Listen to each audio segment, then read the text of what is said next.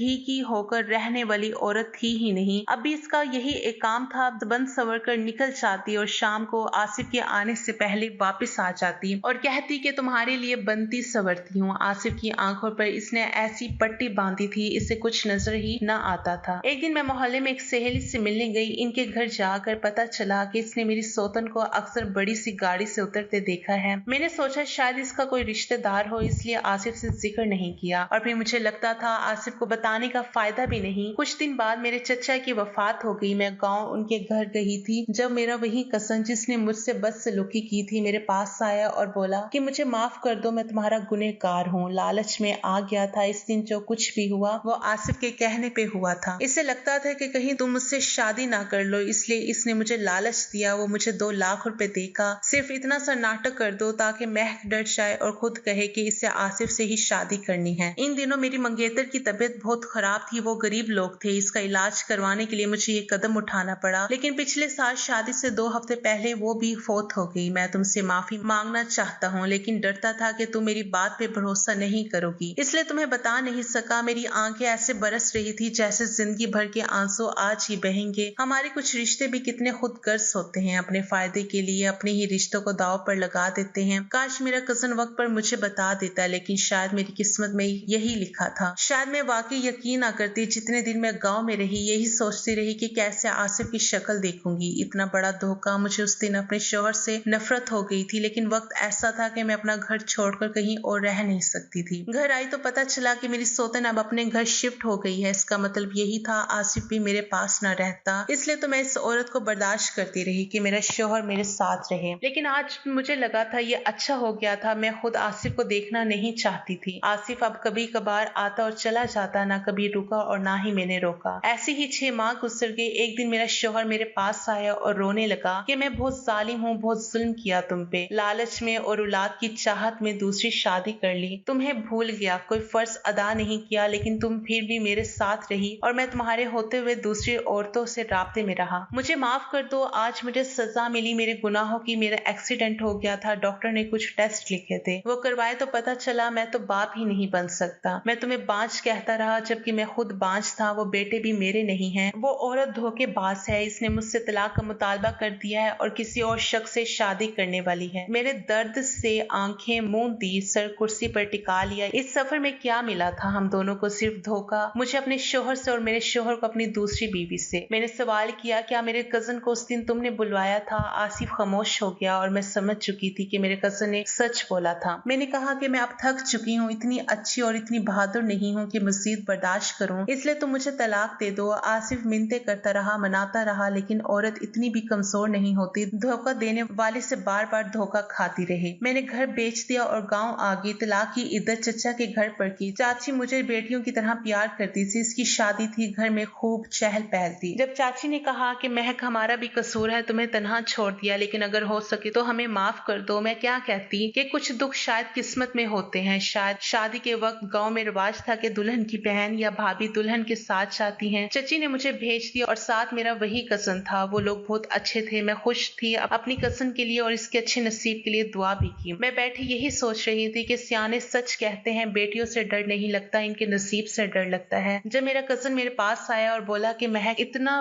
बुरा कर चुका हूँ कि समझ नहीं आती किस मुंह से कहूँ, लेकिन अगर हो सके तो माफ करके जिंदगी के सफर में साथ चलने का मौका दे दो। यकीन करो हमेशा साथ चलूंगा। तब मैंने सोचा जिन पर भरोसा था उसने तोड़ दिया, तो अब जिस पर नहीं है उसके साथ क्या करूंगी चल के। लेकिन किस्मत ने मेरे साथ नहीं दिया। मुझे अपनी चची के मजबूर करने पे कजन से शादी करनी पड़ी। मेरा कजन मेरी सोच से ज्यादा अच्छा शोहर साबित हुआ। इसने मुझे जीना सिखाया। मेरी ख्वाहिश मुंह से निकलने से पहले पूरी हो जाती थी। अल्लाह ने मुझे एक बेटे से नवाजा। सारे खानदान में खुशी की लहर दौड़ गई। अली बहुत खुश था। इसने अकीके की बहुत बड़ी दावत की, सारे खानदान को बुलाया। मैं अब पीछे मुड़कर देखती थी तो सोचती थी शायद वो आजमाइश मुझे आजमाने और जिंदगी का सबक देने के लिए ही आई थी। मेरा बेटा जो मुझे मामा कहता तो मैं सारे गम भूल जाती हूँ। उस शख्स के साथ जिंदगी ने बहुत कुछ किया था, लेकिन आसिफ समझ जाता तो मेरे साथ सब ना करता। लेकिन अब मैं शुक्र गुजार हूँ कि मेरी जिंदगी मुकम्मल हो गई। नाज़रीन, ये थी आज की हमारी कहानी। वीडियो पसंद आए तो लाइक और शेयर जरूर कीजिएगा। हमारे चैनल को जरूर सब्सक्राइब कीजिएगा ताकि हर आने वाली वीडियो को नोटिफिकेशन बर वक्त आपको मिल सके। शुक्रिया।